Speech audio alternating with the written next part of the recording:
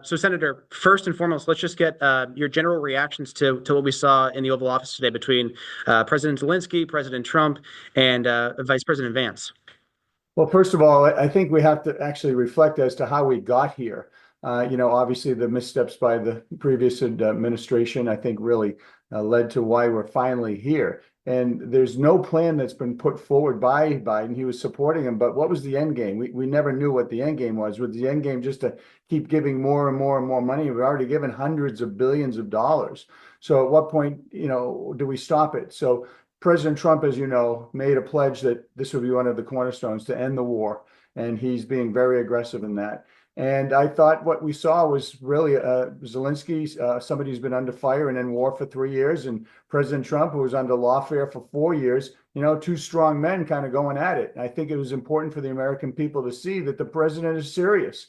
And obviously, he's going to get what he wants, i.e., he's a businessman. He understands that we can't keep supporting this endless war. And, he put his foot down. I'm glad that they had this back and forth. I think it was very, very important for us to see it because it happens all the time behind closed doors. We just happen to see it in the public. You don't think this damaged the relationship either between the two individuals or between the two countries? You think this was good to see? Yeah, no, I don't think it's damaged it. I think it's basically they respect each other. I mean, President Zelensky wouldn't be there, obviously, if there was not respect between the two individuals. But listen, families fight, friends fight, countries, argue. And the good news is that, we're on his side and vice versa. I mean, we've seen that throughout history that, look at Great Britain, look at what, yesterday's meeting, they ended all hunky dory, but, respectfully, Great Britain is zeroing in on a lot of our social media companies and restricting them. And that's the free speech that JD was talking about. So I'm glad that finally someone's standing up because let's be real, President Biden could not have these conversations. And there was no way in this life that President Biden was going to end these wars. And I think it's critically important for us and critically important for Ukraine. And the fact that we're actually thinking outside the box and got a rare earth minerals deal, is what's wrong with that, please? Can you tell me? Ambassador, what should we read into the fact that the signing ceremony didn't take place, and we saw Zelensky just leave in the SUV? They canceled the press conference. Should Americans be reading into that? And then what are the next steps here in terms of how do we see this coming to at the end of it all? How does it come to end the war in Ukraine? Well, listen, obviously, there's some feelings hurt. There was some very strong talk, and President Zelensky is a leader of a country, and he's been, as I said, under battle and stress for 3 years. I'm sure they'll figure it out. I think this deal will ultimately get done. The framework is certainly there.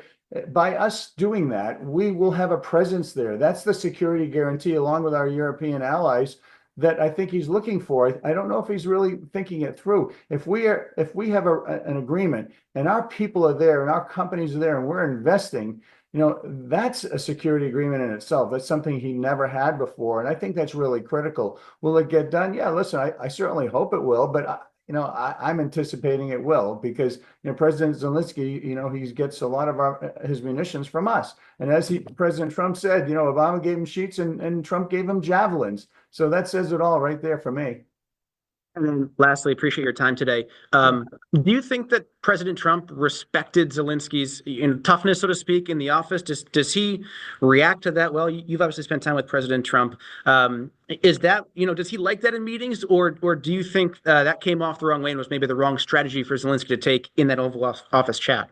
Well, I certainly have seen both of President Trump's when he wants to battle and when he wants to listen, and that's his style. To keep people off guard. I think that's one of his strengths and one of the assets that he has to use, whether it's dealing with any foreign leader or any individual or business.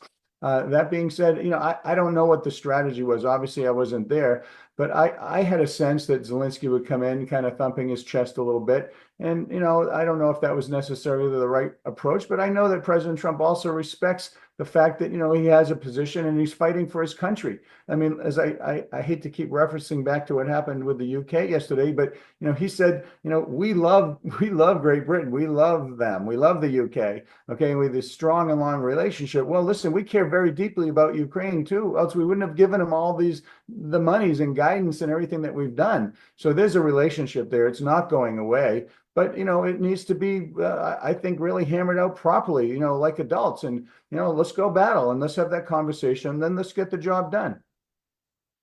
Ambassador Brown, thanks for your time today. Thanks so much. Thank you.